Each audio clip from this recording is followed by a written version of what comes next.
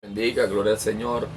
En Primera de Samuel 2:12 habla acerca de un pecado que muchas veces nosotros ignoramos, y es la importancia de nosotros mantener un hogar en santidad, como dice la Biblia. Josué dio una palabra y dijo: yo en mi casa serviremos a Jehová. Y dice: cree tú en Jesús y serás salvo tú y toda tu casa. Ahora, en el tiempo donde el sacerdote Elí ministraba, hubo algo muy fuerte, muy doloroso, ya que Elí era responsable de guardar la presencia, el arca de Jehová. Pero dice que Dios le promete que él y sus hijos servirán para siempre en el sacerdocio. Pero a Dios ahora lo motiva y cambia de idea, de parecer, es porque Elí, sus hijos, hacían pecados ostrosos delante de la presencia de Dios. Tanto era el pecado grave de los hijos de Elí, que dice que en la puerta del tabernáculo ellos fornicaban. Y dice que Elí no le era de estorbo. Cuando Dios se le aparece a Samuel, Dios le dice que por el pecado que él sabía y no le había hecho de estorbo a sus hijos, por eso sus hijos morirían. Ahora, note que Dios le promete que sus hijos servirían a él, pero a Dios está motivándose y está cambiando de parecer por el pecado que estaba haciendo Elí, porque él les estorbaba. Aunque Elí le decía, no le ponía restricción y no le reprendía y no buscaba ponerle tropiezo para que el pecado que ellos hacían no le perjudicara al pueblo de Dios. Cuando nosotros vemos esta enseñanza, vemos el final de Elí. Dice que Elí, cuando se entera que sus hijos mueren y el arca fue robada, dice la Biblia que él cayó hacia atrás y se esnucó. ¿Cuántos ministerios están siendo destruidos? ¿Cuántos ministerios están siendo derribados? Porque el pecado de sus hijos y el no hacerle de estorbo al pecado que practican sus hijos en su hogar está destruyendo grandes ministerios. Note que Elí no era cualquier persona, era un sacerdote. Está siendo destruido por el pecado de sus hijos. Ahora, el punto aquí es que dice la Biblia que el que no gobierna bien su casa no puede gobernar la iglesia. Dios siempre, desde el principio hasta en el Nuevo Testamento, en las cartas apostólicas, Dios siempre ha demandado que uno de los principios más grandes para ser un buen ministro, una ministra, es que tu hogar esté en orden. En tu hogar no se puede escupir chimón, no se puede estar bebiendo cerveza. Si eres un ministro, una ministra, un cristiano, una cristiana, tu hogar tiene que mantenerse en santidad. Que en tu hogar no se digan malas palabras, que en tu hogar no se digan chistes mundanos y de doble sentido. El responsable eres tú, como padre y madre, de que ese hogar se respete como casa de Dios y puerta del cielo. Ya que una de las maneras de nosotros saber que Dios habita en nuestra vida es manteniendo nuestro hogar. No es posible que una persona llegue en un hogar cristiano y cristiana y pareciera que llegara en un hogar mundano.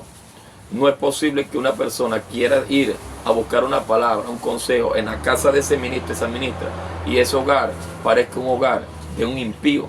No, en tu hogar se tiene que respirar la paz. En tu hogar todo el que llegue tiene que sentir que Dios está allí. Y una de las maneras es por la conducta o cómo tú tengas tu hogar.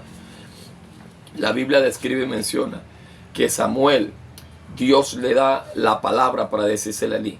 Porque Elí era un sacerdote que, aunque Dios lo usaba y estaba administrando, su hogar estaba destruido. ¿Cuántos hogares están siendo destruidos?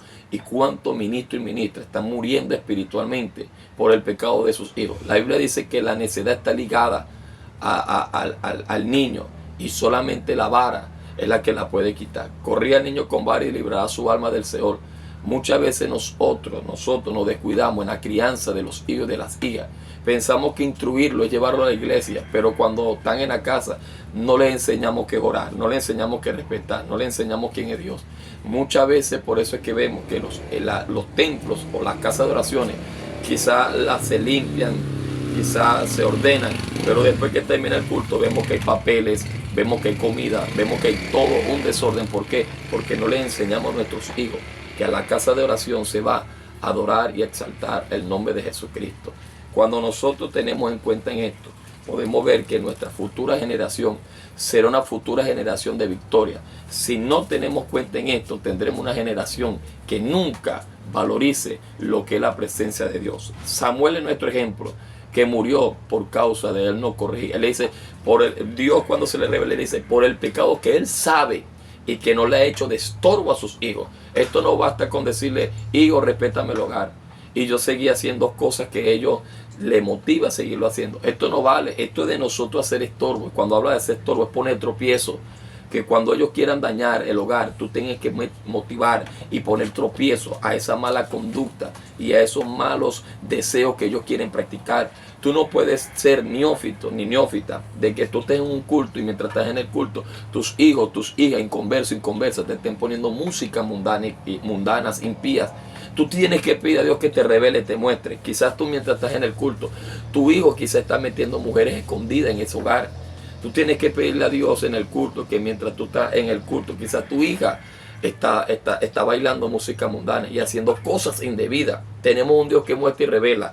A Elí Dios le mostró, pero él se hizo el que no sabía. ¿Por causa de qué? Porque él honraba más a sus hijos que la presencia de Dios. A veces por amar mucho a los hijos dejamos de corregirlos. Entonces este es un balance. Dios nos enseña a amar a nuestros hijos, pero también nos enseña a cómo corregirlos. Hay gente que tiene mucho amor para sus hijos, pero se olvida de la corrección. Como hay padres que tienen mucha corrección, pero se olvidan del amor. Esto es un balance. Juntamente con el amor, corrijámoslos para que la obra de Dios y para que tu hogar esté en un buen orden. Dios te bendiga. Somos Conservando la Doctrina. Comparte este video y espero que esta enseñanza sea de una bendición muy grande para ti y para tus hijos. Recuerda que tu familia es importante para Dios.